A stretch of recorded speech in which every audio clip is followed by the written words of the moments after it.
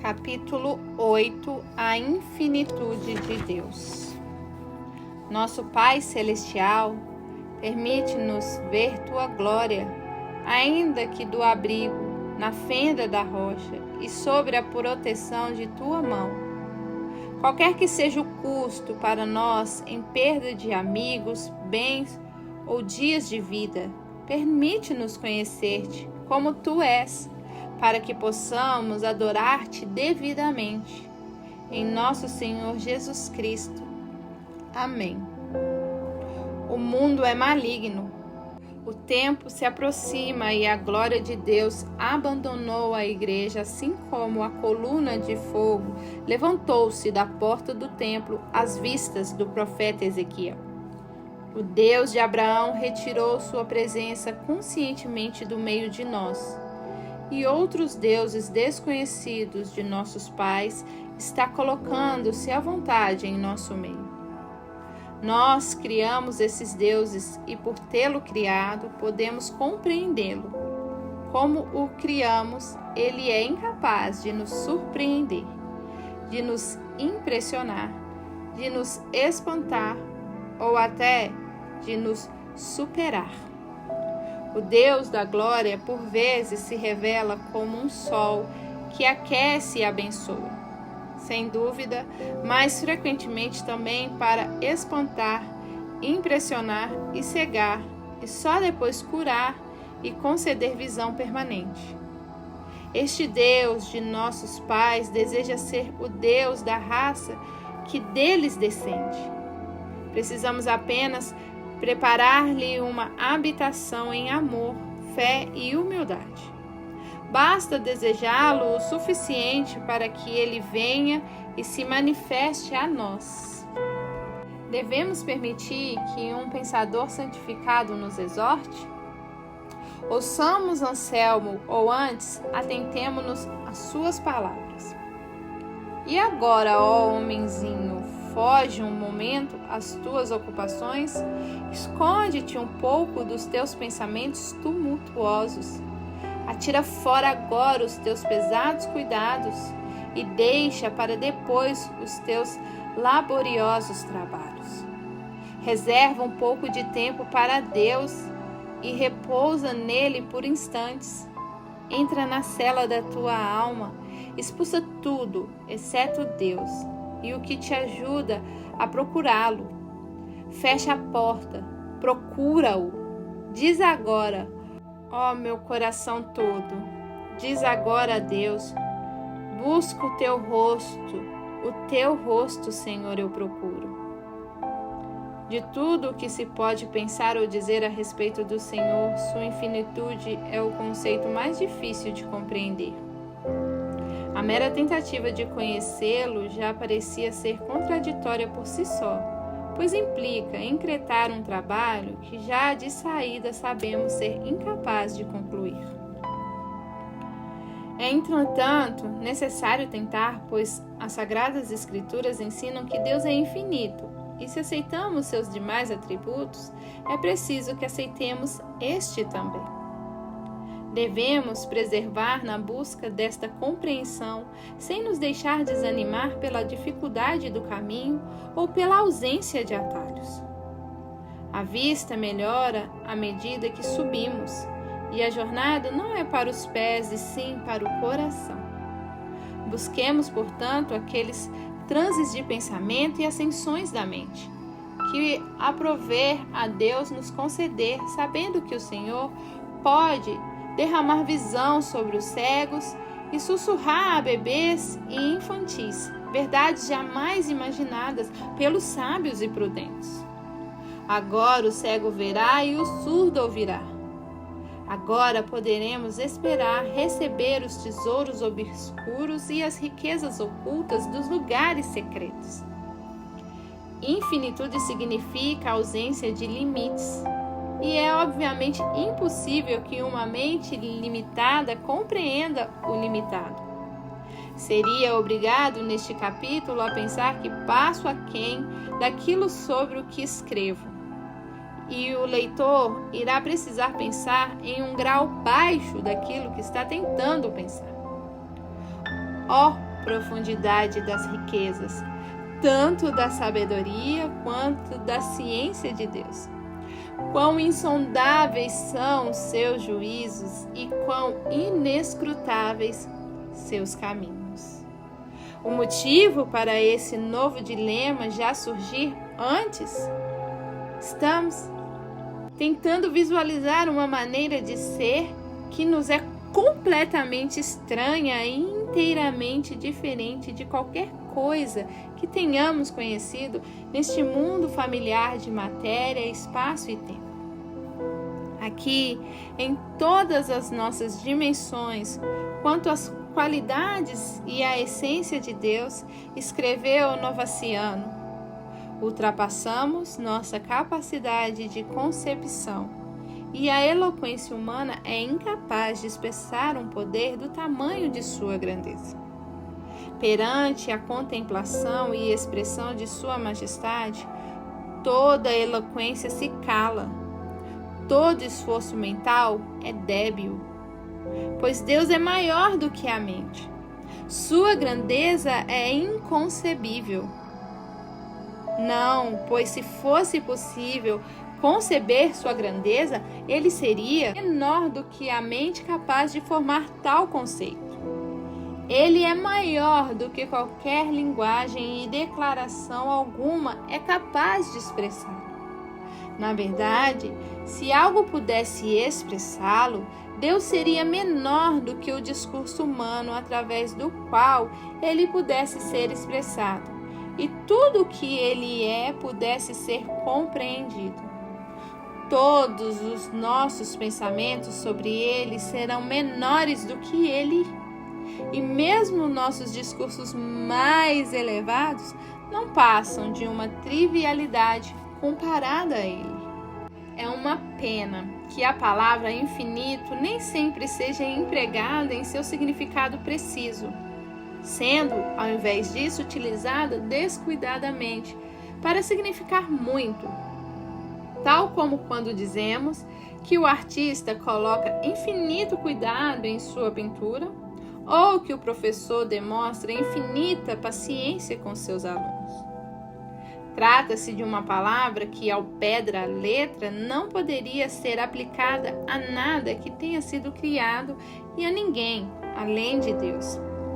Assim, discutir se o espaço é ou deixa de ser infinito não passa de um jogo de palavras. A infinitude pertence apenas a um. Não há como existir um segundo. Quando dizemos que Deus é infinito, queremos dizer que Ele não conhece limites. No que quer que Deus seja e em tudo que Deus é, Ele é sem limites. E aqui novamente devemos abandonar o significado popular das palavras riqueza infinita e energia ilimitada. São outros exemplos do seu uso descuidado das palavras. É claro que nenhuma riqueza é infinita e nenhuma energia é sem limites, a não ser em referência à riqueza e à energia de Deus. Mais uma vez, dizer que Deus é infinito equivale a dizer que Ele é imensurável. Medida é uma forma que as criaturas utilizam para dar conta de si mesmo. Ela descreve limitações, imperfeições e não pode ser aplicada a Deus. Peso descreve a atração gravitacional que a Terra exerce sobre a matéria. Distância descreve intervalos entre o corpo no espaço. Comprimento significa extensão no espaço, além de outras medidas familiares, como as que se utilizam para líquidos, energia, som, luz e quantidades. Também tentamos medir qualidades abstratas, falando sobre fé grande ou fé pequena, alta ou baixa em inteligência, e talentos absolutos ou escassos. Não é evidente que isso tudo não se aplica, nem poderia se aplicar a Deus? é a maneira como enxergamos a obra de suas mãos, mas não como o vemos. Ele está acima dessas coisas, fora e além delas. Nossos conceitos de medida abraçam montanhas e homens, átomos e estrelas. Gravidade, energia, números, velocidades, mas jamais Deus. Não podemos falar em medidas, quantidade, tamanho ou peso quando nos referimos a Deus, pois tudo isso indica proporções e não há proporção em Deus. Tudo que Ele é, Ele o é, sem crescimento, adição ou desenvolvimento. Nada em Deus é mais ou menos, grande ou pequeno. Ele é o que é em si próprio, sem caracterizações possíveis em pensamento ou palavra. Ele simplesmente é Deus. É possível que nas insondáveis profundezas do ser divino existam atributos sobre os quais nada sabemos e que nem sequer podemos significar para nós, da mesma forma que os atributos de misericórdia e graça não fazem sentido pessoal para os serafins ou os querubins. Estes seres santos podem conhecer essas qualidades de Deus, mas são incapazes de compreender sua aplicação, uma vez que, por não ter pecado, não têm necessidade da graça e da misericórdia de Deus. Igualmente, pode ser que existam, e tenho certeza de que seja o caso, outros aspectos do ser essencial de Deus que Ele não revelou sequer aos seus filhos salvos e iluminados pelo Espírito. São como o lado escuro da lua. Sabemos que existe, mas nunca foi explorado nem exerce qualquer influência sobre os homens na terra. Não há motivo para tentar descobrir aquilo que Deus não revelou.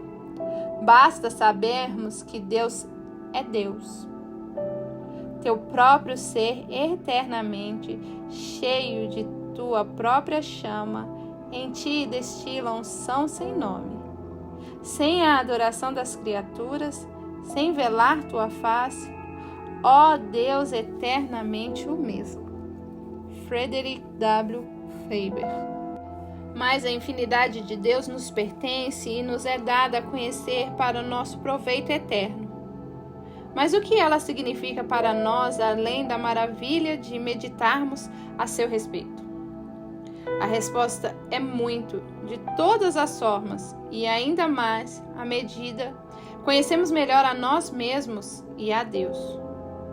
Sem a da natureza de Deus infinita, tudo o que provém dela também é infinito.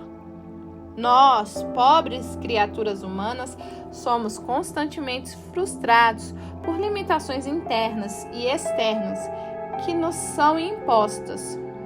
Os dias e os anos da nossa vida são poucos e rápidos, como o fuso do tecelão. A vida é um ensino curto e frenético para um concerto no qual não estaremos presentes. No exato momento em que parecermos ter alcançado certo grau de habilidade, somos forçados a repousar nossas ferramentas. Simplesmente não há tempo o bastante para que pensemos, executemos ou nos tornemos aquilo que a constituição de nossa natureza indica sermos capazes. Quão completamente satisfatório é desligar-nos de nossas limitações e voltar-nos a Deus que não as possui. Anos eternos estão em seu coração. Para ele o tempo não passa, permanece, e aqueles que estão em Cristo compartilham dessas riquezas do tempo infinito e anos infindáveis. Deus jamais se apressa. Ele não tem prazo a cumprir. Saber disso é suficiente para que aquietemos nosso espírito e acalmemos nossos nervos. Para os que não estão em Cristo, o tempo é uma besta devoradora. Mas diante dos filhos da nova criação, ele se senta, ronrona e lambe suas mãos. O inimigo da velha raça humana se torna o amigo da nova. E as estrelas, cada qual em sua órbita, lutam pelo homem que Deus se deleita em honra. Isso é algo que podemos aprender sobre a infinitude divina. Mas ainda há mais. Os dons de Deus na natureza possuem limitações. São infinitos porque foram criados, mas o dom da vida eterna em Cristo Jesus é tão ilimitado quanto Deus. O cristão possui a vida do próprio Deus e compartilha de sua infinitude. Em Deus há vida suficiente para todo e tempo suficiente para dela desfrutar. Tudo que possui vida natural atravessa seu ciclo, do nascimento à morte, e então deixa de existir. Contudo, a vida de Deus se volta sobre si próprio e jamais cessa. E nisso consiste a vida eterna, em conhecer ao único Deus verdadeiro e a Jesus Cristo, a quem Ele enviou. A misericórdia de Deus também é infinita. E quem já sentiu a dor da culpa interior sabe disso, acima do meramente acadêmico. Onde abundou o pecado, superabundou a graça. O pecado abundante é o terror do mundo, mas a graça abundante é a esperança da humanidade. Por mais que o pecado possa abundar, ele também possui limites, pois é produto de mentes e corações finitos. Mas o muito mais de Deus nos apresenta a infinitude, em oposição à nossa profunda enfermidade de criatura, está a infinita capacidade de curar de Deus. Através dos séculos, o testemunho cristão tem sido, porque Deus amou o mundo. Resta-nos enxergar este amor à luz da infinitude de Deus. Seu amor é imensurável. Mais do que isso, é ilimitado. Não tem limites, porque não é uma coisa, e sim uma faceta da natureza fundamental de Deus. Seu amor é algo que Ele é, e porque Ele é infinito, este amor é suficiente para abraçar em si toda a criação e ainda oferecer espaço para mais 10.000 vezes 10.000 mundos. Este é o Deus que adoramos. Nosso amigo fiel e imutável, cujo amor é tão grande quanto o seu poder. E nenhum dos dois possui medida ou fim. É Jesus, o primeiro e o último, cujo Espírito nos guiará para casa em segurança. O adoraremos por tudo o que fez e confiaremos nele para o que está por vir. Joseph Hart.